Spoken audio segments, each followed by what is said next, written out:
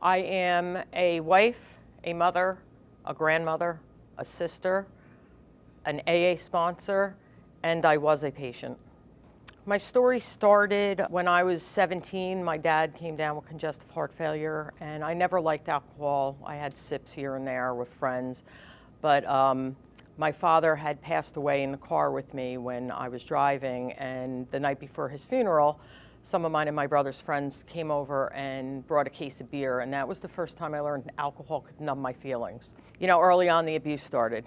I was in a very abusive marriage for 17 and a half years, and that went hand in hand with my alcoholism because I knew alcohol could numb my pain.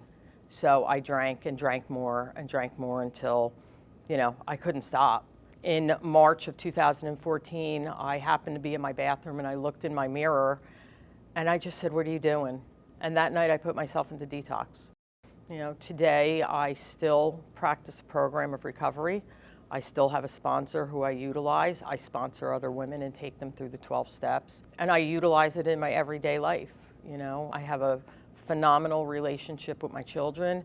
When I was 6 months sober, I was able to go through a divorce and get away from my abuser. So I am also a survivor of domestic violence. And I went on to meet a man in recovery who is now my husband, and he's also a recovery specialist.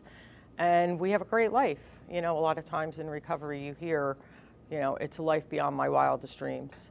When I look back on the life I had to the life I have now, it's definitely a life beyond my wildest dreams.